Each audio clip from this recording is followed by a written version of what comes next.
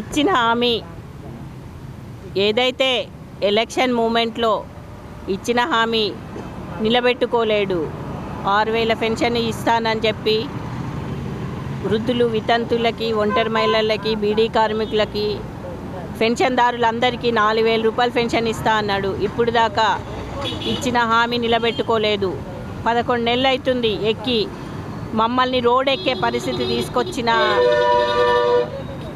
నాయకుడు ఈరోజు మేమేమనుకుంటున్నాము అంటే, ఈ రోజుకి 4వ రోజు దీక్షలో కూర్చొని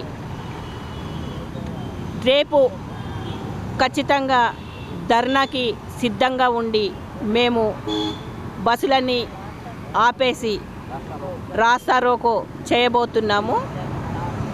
ఇప్పుడు దాకా పెన్షన్స్ ఇస్తా అని 6,000 రూపాయలు పెన్షన్ ఇస్తా అన్నాడు, పెన్షన్ ఇవ్వలేదు. 4,000 రూపాయలు పెన్షన్ ఇస్తా అన్నాడు, 4,000 రూపాయల పెన్షన్ కూడా ఇవ్వలేడు.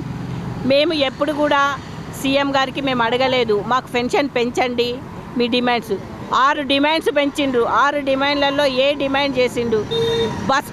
బస్సు మాత్రం ఫ్రీగా మహిళలకు ఇచ్చిండు. బస్సు ఇయ్యగానే సరిపోయిందా? వికలాంగులకు మరి ఫ్రీ ఎందుకు లేదు? మరి వికలాంగులకు కూడా ఫ్రీ బస్ పాస్ ఇవ్వాలి కదా, మరి అది కూడా ఇయ్యలేడు. ఈ ఏదైతే నిరుపేదలైన దివ్యాంగులు ఉన్నారో వారికి అంత్యోదయ కార్డు కూడా కావాలి. డబల్ బెడ్రూమ్ ఇస్తా అన్నాడు, ఆ డబల్ బెడ్రూమ్ కూడా ఇయ్యలేని పరిస్థితి. సర్వేలలో అన్నీ రాసుకుంటుండు. ఈరోజు మెడికల్ సర్టిఫికేట్లలో కూడా అవకతవకలు జరుగుతున్నాయి. అర్హులైన వికలాంగుడికి సర్టిఫికేట్ లేదు, అనర్హుడికి సర్టిఫికేట్ ఉంది. దీన్ని వెరిఫై ఖచ్చితంగా చేయాలి. ఇంటింటికి చేసి ఎవరు అర్హులు ఎవరు అనర్హుడు చేసిన తర్వాతనే పెన్షన్ మంజూరు చేయాలి. ఎందుకంటే ఇప్పటికీ ఎక్కి 11 నెలలు అవుతుంది. ఇప్పుడు దాకా కొత్త పెన్షను ఇప్పుడు దాకా ఒకటి కూడా ఇచ్చిన దాఖితాలు లేవు. అసెంబ్లీలో మాట్లాడిన దాఖితాలు లేవు వికలాంగుల గురించి. ఇట్లాంటి సీఎం ఉన్నా ఒకటే, ఊడిపోయినా ఒకటే. ఖబర్దార్ సీఎం గారు, నేను ఒకటే చెప్తున్నాను, ఖబర్దార్. మిమ్మల్ని ఏ రకంగా అంటే కూర్చోబెట్టాలనో అదే రకంగా మీకు మళ్ళీ బయట కూర్చోబెట్టే పరిస్థితి వస్తుంది. మళ్ళీ మాలాగానే నువ్వు కూడా రోడ్ ఎక్కి ధర్నాలు చేయాల్సి వస్తుంది. నేను చెప్పేది ఏంటంటే, అందరితో పెట్టుకో, వికలాంగులతో మాత్రం పెట్టుకోకు.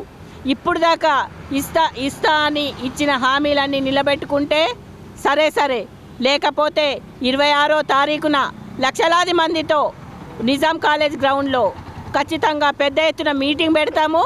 నిన్ను ఏ రకంగా చేయాలనో అదే రకంగా చేస్తాము. ఇప్పుడు దాకా నువ్వు ఇచ్చిన హామీ నిలబెట్టుకున్న సీఎం ఉన్నా ఒకటే, ఊడిపోయినా ఒకటే. ఎందుకంటే మా ఉసురు మాత్రం నీకు ఖచ్చితంగా ముడుతుంది. వృద్ధులు, వితంతుల ఉసురు కూడా నీకు ముడుతుంది. మేము అడగలేదు నీకు పెన్షన్ ఇవ్వమని, నువ్వే పెంచుతానని చెప్పి ఈరోజు ఈ పరిస్థితి తీసుకొచ్చినావు కాబట్టి ఖచ్చితంగా నీకు బుద్ధి చెప్తాం. అదే మరి పక్క రాష్ట్రంలో ఎందుకు ఇస్తున్నాడు, మరి ఈ రాష్ట్రంలో ఎందుకు ఇస్తలేడు? మరి పక్క రాష్ట్రంలో 4,000 6,000 ఏదైతే వీల్ చైర్లో 100% డిజేబుల్డ్ ఉన్నారో వాళ్ళకి 15,000. మరి నువ్వు ఏది కూడా ఇస్తలేవు కాబట్టి రేపు మేము రాస్తారోకో చేసే రేపే నీకు బుద్ధి చెప్తున్నాము రాష్ట్ర వ్యాప్తంగా.